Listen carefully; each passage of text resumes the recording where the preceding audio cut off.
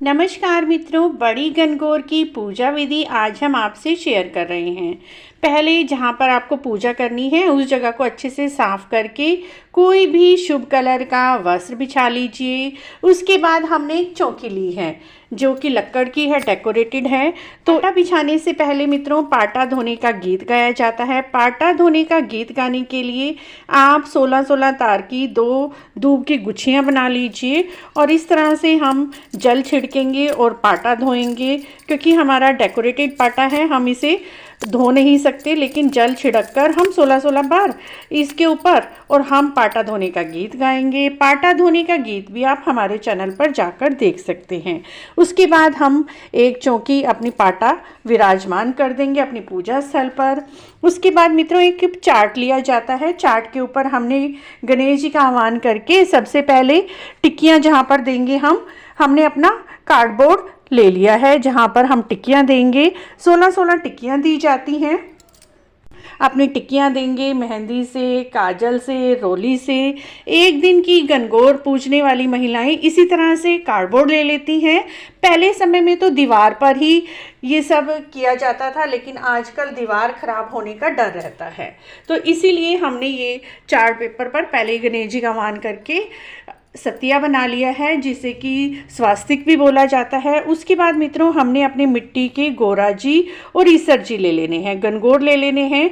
इन्हें मैंने खुद ही घर पर मिट्टी से बनाया है। आप कांच के ले सकते हैं, लकड़ के ले सकते हैं, जैसे भी चाहें आप ईसर जी और गोरा जी को ले लीजिए। दुर्वा घास, तो मित्रों ये दुर्वा घास पार्क वगैरह में अच्छे से मिल जाती है।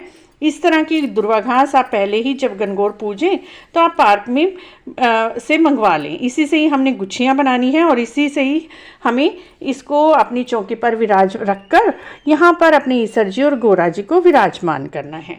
तो हमने अपनी दूब रख ली है। उसके बाद मित्रों हमने अपने ईसर जी और गोरा जी को ले लेना है और गोरा जी और ईसर जी को इस दूब के ऊपर ही हमें विराजमान करना है पूजा के लिए। गेहूँ के कुछ दाने और दीपक, तो हम यहाँ पर अपना दीपक प्रज्वलित करेंगे। कईयों के यहाँ दीपक जलाया जाता है और कई बिना दीपक के ही पूजा करते हैं।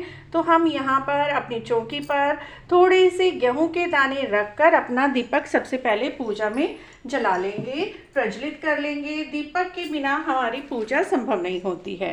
कईयों के यहाँ दीपक नहीं जलाया जाता, जैसे भी आपके घर परिवार की परंपरा है उसके अनुसार ही कर लीजिए। तो हम यहाँ पर अपना सबसे पहले दीपक प्रज्वलित कर लेंगे। कईयों के यहाँ दीपक बिल्कुल भी नहीं जलाया जाता और ठंडा दीपक पूजा में रखा जाता है। जैसे भी आपके घर परिवार की परंपरा है उसी के अनुसार करेंगे मित्रों। उसके बाद हमें देनी है 16-16 टिक्की। 16 टिक्की देने के लिए हमें ये 3 चीज़ें चाहिए, काजल, मेहंदी और रोली या सिंदूर। तो हमें ये तीनों चीज़ें मैंने दीपक में रख ली हैं। बाद एक जल का लोटा लेंगे और एक फूल लेकर हम यहाँ पर शुद्धिकरण कर लेंगे। तो सब जगह पर हम जल से छींटे लगा देंगे और लोटा जल का हम यहाँ पर अपनी पूजा स्थल पर ही रख लेंगे। उसके बाद मित्रों हमें टिक्कियाँ देनी होती हैं और दातुन देनी होती हैं, छांटे लगाए जाते हैं। इन सब का सामान भी आप एक ही जगह पर रख लीजिए।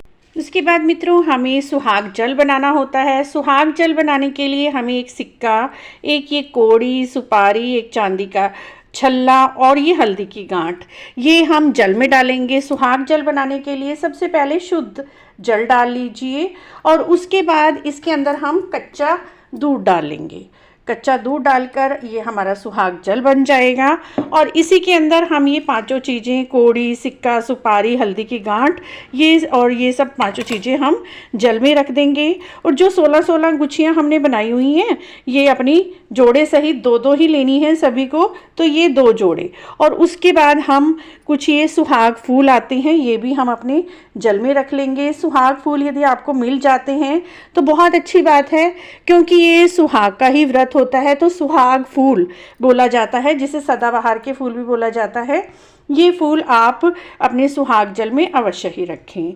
उसके बाद मित्रों हम अपनी सभी जगह भी फूल अर्पित कर देंगे। अपनी गोरा माँ को फूल अर्पित कर देंगे और अपनी ईसर जी को फूल अर्पित कर देंगे। गणेश जी के रूप में हमने जो हमारा स्वस्तिक बनाया है यहाँ पर हम फूल अर्पित कर देंगे। कुछ की रोली की 16 टिक्कियाँ देंगे। 16 टिक्कियों का ही महत्व है, हर चीज़ हमें 16 की संख्या में ही रखनी होती है। तो इस तरह से हम सिंदूर से यहाँ पर 16 टिक्कियाँ दे दें। कोई भी किसी के नाम की टिक्की नहीं देगा। तो इस तरह से जितनी भी गणगौर पूजने वाली महिलाएं हैं वो सभी अपने नाम से 16-16 टिक्कियाँ यहाँ पर देंगी। उसके बाद हम ये सिंदूर सबसे पहले गणेश जी महाराज को लगाएंगे जी का आह्वान करते हुए। यहाँ पर गणेश जी महाराज को तिलक करेंगे। उसके बाद हम ईश्वर जी को तिलक करेंगे, गौरा माता को सिंदूर का तिलक करेंगे। उसके बाद हम मेहंदी की टिक्कियाँ देंगे। तो इसी तरह से मेहंदी आप घोल लीजिए या फिर आप जो रेडीमेड वो कीप आती हैं उसकी भी आप टिक्कियाँ दे सकते हैं। यहाँ पर मैंने सूखी मेहंदी लेकर घोल ली है। सूखी मेहंदी लेना बहुत ही शुभ रहता है। इस तरह से मित्रों हम पूजा कर रहे हैं तो आप इसी तरह से पूजा कर सकते हैं। कोई घबराने वाली बात नहीं है कि अकेले हम पूजा नहीं कर सकते। माँ गौरी जी का मन में ध्यान करते हुए आप इसी तरह से 16 टिक्कियाँ दे दीजिए। उसके बाद थोड़ी सी मेहंदी आप गौरा माता को लगाएं, ईश्वर जी को लगाएं और अपने हाथ में भी चाहे आपने मेहंदी लगाई हुई है आपने मेहंदी अवश्य ही लगानी है। उसके बाद मित्रों हम काजल की टिक्कियाँ देंगे। तो यहाँ पर हमने काजल ले ली है और आप चाहें तो घर की काजल भी बना सकते हैं। यहाँ से हमने 16 टिक्कियाँ काजल की दे दी हैं और यही काजल सबसे पहले हम ईश्वर जी को लगाएंगे, गौरा माता को लगाएंगे। जो भी हम गौरा माता को जितने भी सुहाग का सामान अर्पित कर रहे हैं वो सब हमें भी खुद भी लगाना है। मेहंदी में से मेहंदी लगानी है, सिंदूर में से सिंदूर लगाना है और काजल में से काजल लगानी है। इस तरह से हमने काजल भी माता को अर्पित कर दी है। उसके बाद जो भी आपने सुहाग पिटारी बनाई है माता रानी के लिए, तो देखिए हमने सुहाग पिटारी बनाई है। 16 चीज़ें, बिंदी, मेहंदी, सिंदूर, क्लचर, चूड़ियाँ, चुन्नी, काजल, इस तरह से 16 सुहाग पिटारी बांस की टोकरी में रख लीजिए। बांस की टोकरी का भी अत्यधिक महत्व है और ये सब सामान हम अपनी गौरा माता को अर्पित कर देंगे। सुहाग पिटारी, ये सुहाग पिटारी अर्पित करना बहुत ही शुभ रहता है फ्रेंड्स। उसके बाद हम छांटे देंगे। छांटे देने के लिए सुहाग जल हम बना ही चुके हैं। तो जो ये हमने 16-16 तार की इस तरह से हम छांटे देंगे। उसके बाद फ्रेंड्स हमने ये 2 दातुन लेनी है। दातुन देने का भी गीत आता है। सबसे पहले हम ईश्वर जी को दातुन देंगे और उसके बाद हम अपनी गौरा माता को दातुन देंगे। दातुन देना भी बहुत ही शुभ होता है। उसके बाद मित्रों हमने गौरा माता को चुन्नी और वस्त्र पहले ही अर्पित कर दिए हैं। यदि आप चाहें तो अर्पित कर सकते हैं, लेकिन मैंने पहले ही गौरा माता को चुन्नी चढ़ा दी है और लहंगा भी पहना दिया। सुंदर श्रृंगार मैंने खुद ही किया है। उसके बाद हम 16-16 छांटे देंगे। इस तरह से क्रॉस करके छांटे दिए जाते हैं। कईयों के यहाँ ऐसे सीधे भी दिए जाते हैं, जैसे भी आपके घर परिवार की परंपरा है। छांटे देने का भी गीत होता है और पानी पिलाने का भी गीत होता है। सारी वीडियो आप हमारे चैनल पर जाकर देख सकते हैं। इस तरह से हमें सुहाग जल से इस छांटे देने हैं। उसके बाद इन्हीं से ही हमें अपनी सुहाग के सामान पर छांटे देने हैं। जैसे हमने जो चूड़ियाँ पहनी हुई हैं अपनी चूड़ियों पर छांटे देंगे, अपनी मेहंदी पर छांटे देंगे, अपनी अंगूठी पर छांटे देंगे, अपनी काजल पर, बिंदी पर। इस तरह से हमें 16-16 छांटे हर जगह पर देने हैं। ये सुहाग जल अपने ऊपर छिड़कना, छांटे देना बहुत ही शुभ रहता है फ्रेंड्स। इस तरह से हम यहाँ पर छांटे दे देंगे। उसके बाद इस सुहाग जल को साइड में रख देंगे। बाद में कथा के बाद इस सुहाग जल को आप सिरा सकते हैं। सिराने का मतलब गोल गोल घूमते हुए, गोल गोल घूमती कहते हुए गोल घूमकर इस सारे जल को हम प्रवाहित कर देंगे। और जो ये हमने ये सारा सामान डाला हुआ है पांचों, ये सब सामान हम निकाल कर रख लेंगे।